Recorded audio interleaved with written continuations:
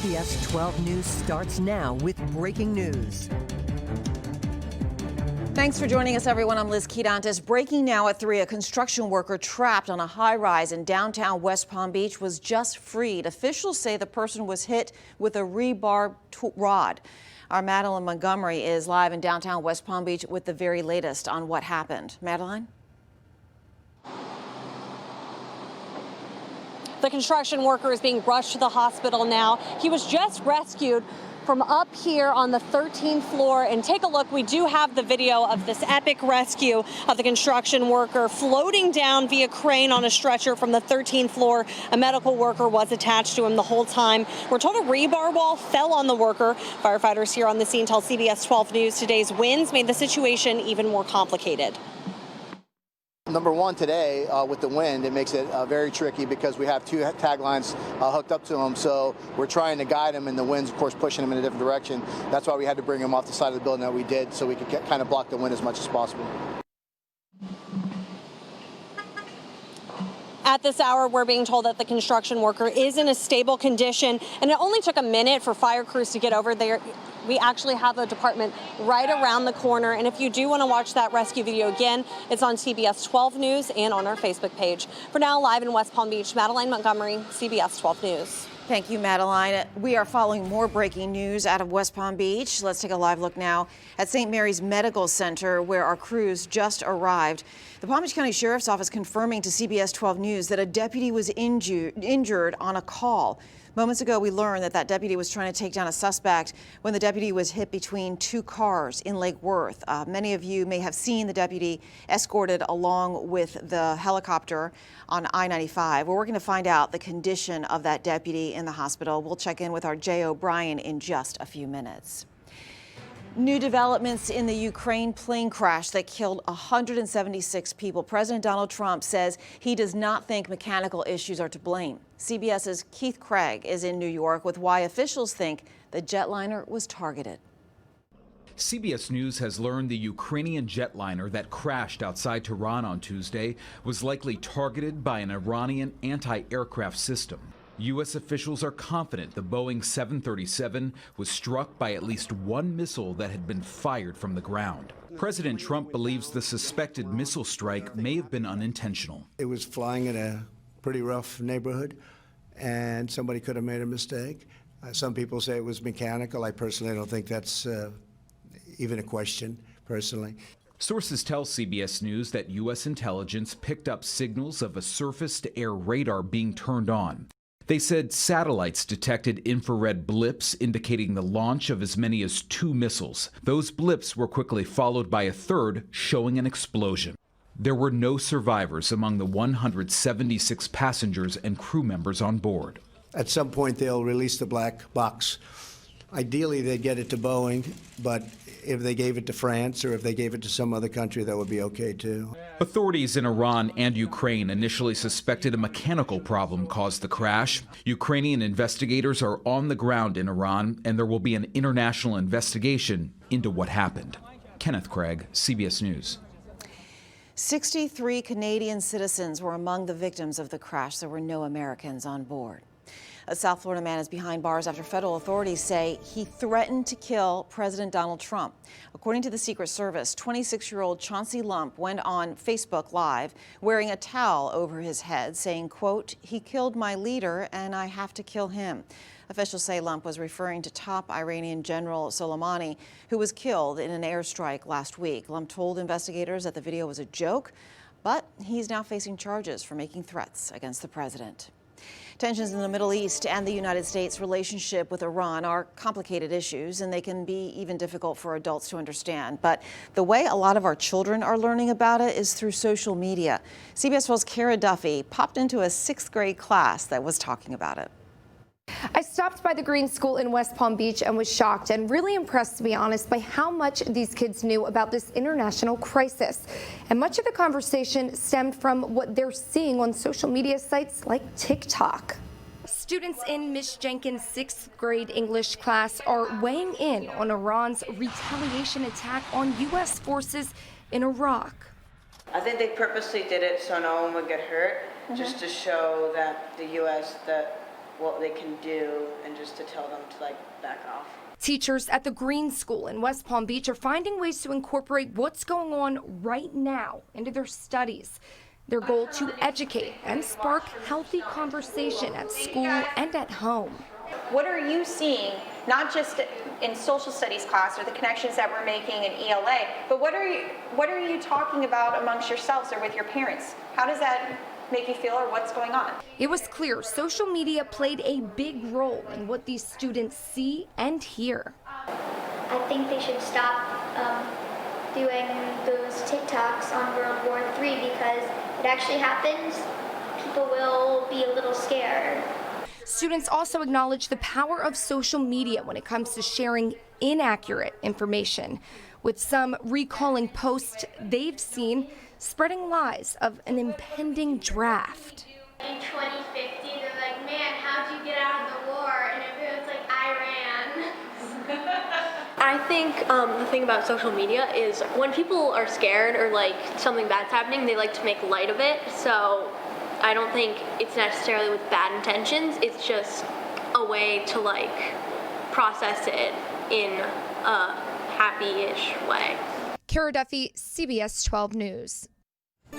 Pretty sharp kids. All right, turning now to weather, let's take a live look at the strong wave action here on Jensen Beach. Wow, it's expected to look like this for a few days. Let's get right to CBS 12 meteorologist Zach Covey, who has the very latest on our weather. Zach? Yeah, a very good afternoon to you. And the waves, even in Lake Worth, are just very, very active. We've seen surfers heading on out into these waves all morning long, all afternoon long, and really, quite honestly, they'll probably keep doing it over the course of the weekend because this wave action is not going to be letting up anytime soon.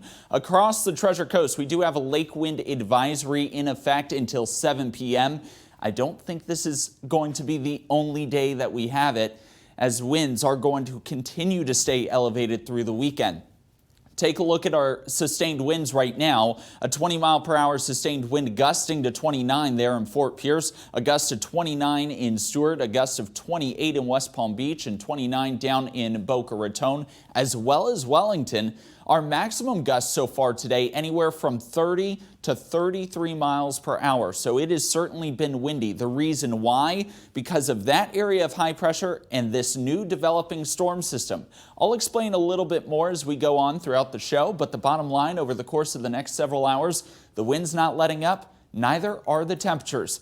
How South Florida is impacted by this next big storm system, that's coming up in the full forecast. All right, Zach, thank you. Want to live longer? Experts say to drink more tea, but which kind is the one that should be in your cup? Plus, the beginning of flu season is upon us, and we are feeling the effects right here, even in our newsroom. The new warning from the Surgeon General. We'll be right back. Radio stations, proud sponsors of the CBS 12 News Network, the one to turn to. Now to a health alert. Florida and the rest of the nation are under siege by the flu. The hit is so harsh, Florida's Surgeon General is urging people to get a vaccination as the best defense against the rapidly spreading virus. The CDC estimates more than 6 million people have been diagnosed with the flu. Of that number, 55,000 of them required hospitalization. So far, there have been 2,900 deaths from the flu. Right now on CBS12.com, we've posted an interactive map showing flu activity in the U.S., where the hot spots are, and Florida flu review, a county-by-county look at the flu in Florida. Trending in health headlines, drinking tea at least 3 times a week is associated with longer and healthier lives. That's according to Chinese researchers who say the effects are most profound for those who drink green tea and long-term tea drinkers. They estimate habitual tea drinkers will live about 1.25 years longer than those who rarely or never drink tea. And speaking of healthy habits, if you keep them up in middle age, a new study says they're linked to a longer life expectancy, free of major diseases. Researchers say a healthy lifestyle at age 50, including regular exercise and free of smoking and excess weight, can lead to around 7.5 extra disease-free years for men and 10 for women. We are still following that breaking news out of West Palm Beach, where a Palm Beach County deputy was injured. We'll have a live report coming up next. And a major coast-to-coast storm system bringing not one, not two, but three different threats, from accumulating snow and ice to severe storms and flash flooding. What does South Florida get out of all of this? That's coming up in the full forecast. Stay tuned. Back to that breaking news, a PBSO deputy injured while on a call in Lake Worth. Let's get right to our Jay O'Brien at St. Mary's Medical Center, where that deputy was taken. Jay, what happened?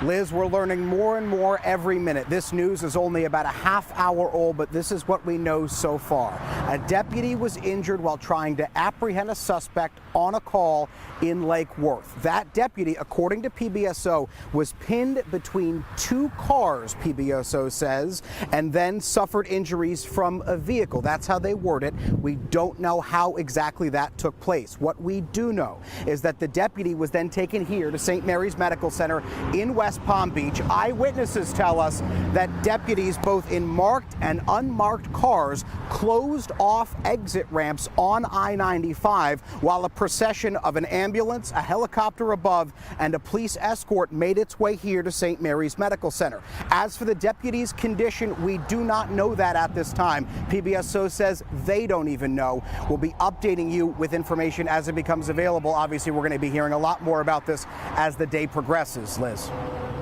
All right, Jay, thank you. Hopefully that deputy will make a full recovery and be okay. Keep us posted. Justin Bieber says he is battling Lyme disease. The singer made the announcement on Instagram yesterday, saying he was just diagnosed recently. He wrote that he also has a serious case of chronic mono, which affected his skin, brain function, and overall health. Bieber said that he'll reveal more details in his upcoming YouTube documentary, but for now, he said he's getting the right treatment and will be back better than ever. We wish him well. Trending in consumer news, it's getting more and more expensive to have a baby, even for women with health insurance through their jobs. A major study published in the journal Health Affairs found that the average new mom paid $4,500 out of pocket to give birth in 2015, the most recent data available. That's a 50% increase over 2007. The cost is now more than the typical woman earns in a month. And no one was more excited about the new China-made Tesla car than CEO Elon Musk. Check it out. During the unveiling, he showed off his dancing skills in Shanghai. I don't know about that. China is the world's largest global car market, and Tesla is the first foreign automaker allowed to open a factory without a Chinese partner. So a lot of happy people there. All right, let's turn to weather now and look at the snowfall video from our partners at Weather Nation. This video is from Washington State, and they are expected to get more rounds in the coming days. Yikes, they are dealing with snow, and we are dealing with wind. Yeah. Really windy. Very windy, and what's really interesting about that snow video, by the way, is it's in the lowlands of Washington State. It is very rare to get snow in the lowlands of Washington State. And between the winds here and the snow in Washington State, believe it or not, they're connected because it's all associated with a storm system that's developing. You may not be able to see it just yet on Storm Track radar, but when we switch over to our water vapor satellite, it becomes a little bit easier to determine where that is. We have a ridge of high pressure over our area. We've got a pair of upper level lows in the water vapor satellite, and the pressure gradient between the two of these is helping to increase our winds. So that's why we're windy. The pair of lows helping provide some snow in the lowlands of the state of Washington. And this powerful upper level trough that is digging to the south will also allow for some dew points to surge above 60 degrees, which means a lot of water vapor, a lot of moisture to work with. And that will lead to some severe storms across the southeast as we head into our Friday afternoon. So this storm system will impact over 200 million Americans through Sunday. First, severe storms on Friday across the deep south. By Saturday, more storms, severe potentially, into the Florida Panhandle, Georgia, Alabama, and Mississippi, while snows take on the northern tier. But what about South Florida? Well, it ridges or bumps that ridge of high pressure into South Florida. So the reason that we're so windy right now is because of this ridge of high pressure, but with the new developing storm system moving to the east, this high has to go somewhere. And so it gets bumped down over South Florida, and this dome, if you will act like essentially a security blanket. So we aren't going to notice a whole lot of rainfall, if any. We're not going to get severe storms. We're certainly not getting snow in South Florida. But what this ridge is going to do, besides protect us from the rainfall, is create a lot of sinking air. When you compress air, when you force air to sink, it typically warms up. That's just basic physics. So look at our temperatures over the next several days. Upper 70s to around 80 degrees will come close to records. Mid 80s will be the records. I don't think we'll set them, but we will at least come close to them, both along the Treasure Coast and for Palm Beach County. On top of that, it's also going to be very gusty.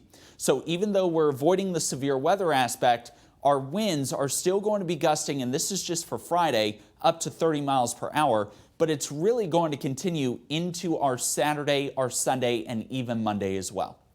So a mix of sun and clouds tomorrow, temperatures in the upper 70s. We're staying windy not only tomorrow, but through Saturday and Sunday. Look at those warm temperatures continuing all the way through the middle of next week. It's not until Tuesday to Wednesday that we finally see the wind relax. All right, Zach, thank you. Tonight at 5, alarming allegations ring employees accused of watching customers' surveillance videos and the class action lawsuit a mother just filed. Getting ready for South Florida's big weekend. Who just signed on to perform in West Palm Beach during the weekend of football's championship game? And we love seeing your pictures. Thank you to Tara for sending us this cuddly photo. So cute. Chime in by texting the word photo to 44332 or by heading to our website at cbs12.com. Upload your pictures at the top of our homepage. We'll be right back. In the 561, the city of West Palm Beach is getting in on the Super Bowl party. Mayor Keith James announcing that Smash Mouth will headline a free family fun event during Super Bowl week. The event, billed for Thursday, January 30th, is called Super Clematis by Night. It's just days before the Super Bowl in Miami. This is the 4th time the Miami Super Bowl host committee has chosen Clematis by Night to be part of the pre-party. Well, today is Law Enforcement Appreciation Day, so if you see one of our men and women in blue today, please stop and thank them for their continuous service, sacrifice, and courage to keep us safe. We're a week into the new year, and resolutions are what we're talking about today. A study published in the Journal of Clinical Psychology revealed that fairly grim statistics when it comes when following 159 people who made New Year's resolutions. Just 2 weeks into the new year, 29% had already fallen off the boat, so to speak. So, have you already given up on your resolutions? Terry? If I'm being 100% honest, I have not 100% kept my New Year's resolutions, but I really think I made too many and really big goals. So I kind of think everything is a process and it's just one step at a time. So even though I've had a couple of setbacks since the new year began, I know that if I keep on this track with these goals for the end of 2020, by the end of 2020, I will slowly but surely, I'm crossing my fingers, get there. You can do it. You have a whole year. I have faith in you, Terry. How about you, Zach? Yeah, you know what? My goal was to try and get out more and learn the area. Certainly, I've been doing that. So far, so good. We'll see if I keep up with it. But, you know, it's so easy to fall into this lull, right, and just stay in. So I want to get out more. So far, so good. I love it. Good. I think I was like Terry last year. I had too many New Year's resolutions, and they weren't specific enough. Yep. This year, I just made 3 very specific, doable resolutions, and so far, so good. I'm sticking to them just like you, Zach. Good job. All right, you've got a final check of the weather. Yeah, you know what? It's been windy overall for the past couple of days. We're going to stay windy as well. The nice thing is the dome of high pressure will set up over South Florida. So no severe weather threat, no flash flood threat, no winter weather, certainly. While much of the nation, over 200 million Americans, will be dealing with that. So thankfully for us, we won't be. I know, just dealing with that wind. All right, Zach, thank you. We are continuing to follow this breaking news out of Lake Worth after a PBSO deputy was injured by a vehicle while trying to take down a suspect. This is a live picture at St. Mary's Medical Center where that deputy was taken after being pinned between 2 cars. Our Jay O'Brien will have a live update again coming up on CBS 12 News at 5. Hopefully we'll have a condition on that deputy. We'll see you at 5.